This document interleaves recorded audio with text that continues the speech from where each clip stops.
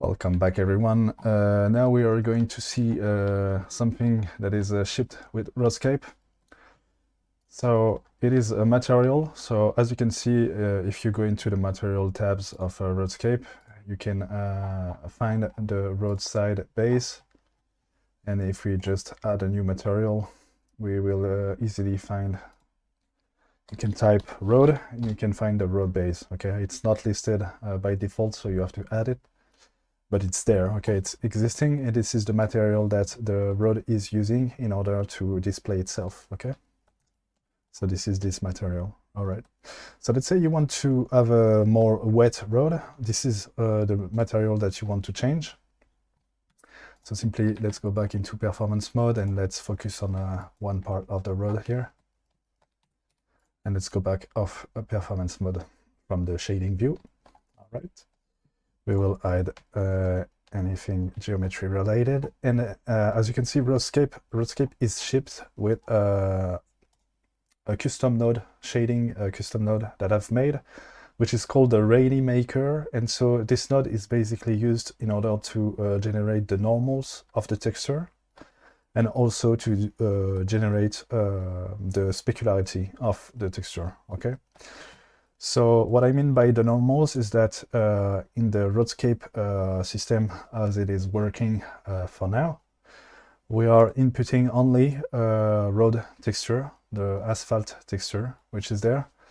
And we are simply generating the normals from this texture using the Rainy Maker custom node. And so you can see in the custom node, we have a dryness value, which is set at 1.35 by default. If we take this and just put it down to something closer to 0, you can see that we start to have a clearly wet road. So, you know, it's a simple slider. You can choose how much you have a wet road. Okay, so let's go for something like I don't know, this, probably not that much, 0.8, let's see. And you have a bunch of other options. Dry range, you cannot change that, there is no reason to, but you have the puddle hardness, puddle strength by default is at 0.1. If we set it to 0, we can see that it's now generating puddles, okay?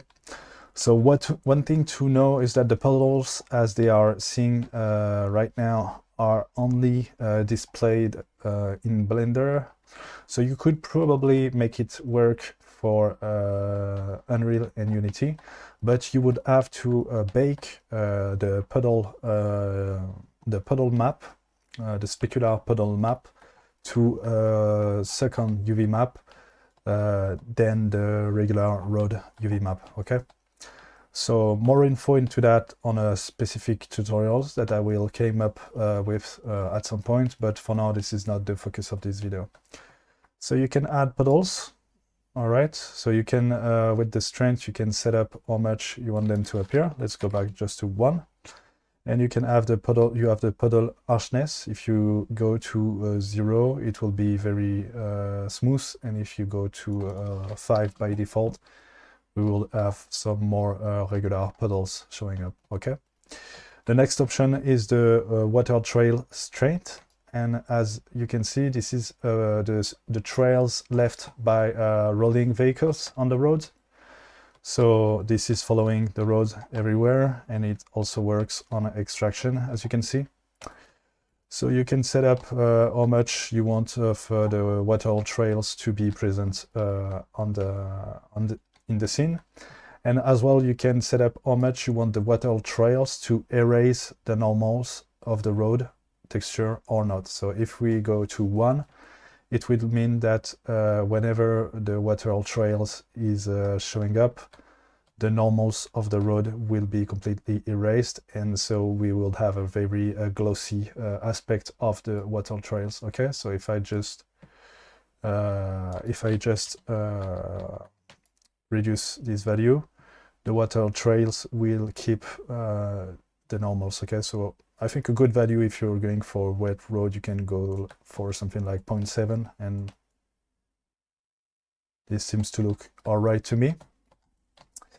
So this is basically about the Rainy Maker custom node, shading custom node in Roadscape, guys. And as you can see, it can help you quickly iterate some convincing results for wet road. So this Rainy Maker is also present on the terrain. You can find it on the terrain, so we can reduce the dryness of the terrain as well.